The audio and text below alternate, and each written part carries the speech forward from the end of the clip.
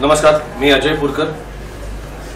Code मंत्रसारखं नाटक खूप वर्षांनंतर रंगभूमीवरती येतं, पण जेव्हा असं नाटक निर्माते करायचं धाडस करतात तेव्हा जितकी मोठी टीम त्या नाटकात असते तितकंच ते नाटक पेलायला आणि चालवायला खूप अवघड असतं। आपल्या सगळ्यांनाच माहिती आहे की कोड मंत्र या नाटकात ऑन स्टेज 35 कलाकार आणि युनिट जवळजवळ 50 कलाकारांचा आहे। याच्यात मी विशेष करून उल्लेख करतो आमच्या सगळ्या बॅकस्टेजच्या टीमचं। याचं कारण असं की कलाकार जरी 11 असले तरीही यांना सांभाळणारी लोक म्हणजे आमचे कॅडेट्सची टीम आणि आमच्या बॅकस्टेजची टीम असे मिळून जवळजवळ 50 लोक हे नाटक यशस्वी करण्यामागे आहेत। नमस्कार, मी मुक्ता बर्वे आणि आता कोड मंत्र नावाचं एक नाटक माझं सध्या सुरू आहे रंगभूमीवर। त्याची मी 4 निर्मात्यांपैकी निर्मातीही आहे आणि मला नेहमी असं वाटतं की नाटकाचा पाया खूप भक्कम असावा लागतो। एकतर प्रसिद्धी नेहमी कलाकारांना मिळते जे स्टेजवर काम करतात, पण स्टेजच्या मागे अगदी लेखक दिग्दर्शकापासून आमचे प्रॉपर्टी सांभाळणारे कपड्यांना इस्त्री करणाऱ्या मंडळींपर्यंत ज्यांचे चेहरे दिसत नाही ती माणसं खरं तर या सगळ्या नाटकाचा या ज्या पायावर उभारून तो पाया असतो।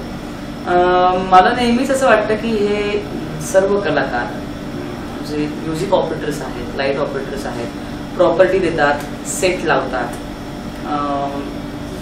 या सगळ्या लोकांची जबाबदारी ही स्टेजवर काम करणाऱ्या नटा इतकीच महत्वाची असते।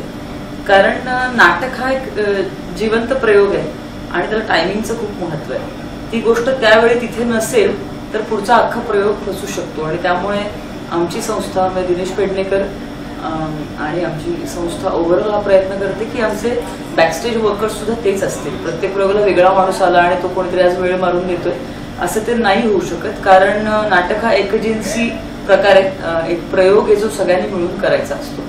मी मुद्दामून उल्लेख करतो की या नाटकासाठी साऊंड साठी 3 आमचे मित्र काम करतात, लाईट साठी 4, बॅकस्टेज साठी 7 आणि आमचा कपडेपट सांभाळतात ते 2 जण। याच्या व्यतिरिक्त आमचा मॅनेजर आणि त्यानंतर यांना सगळ्यांना मदत करणारे आमचे बाकीची सगळी लोक।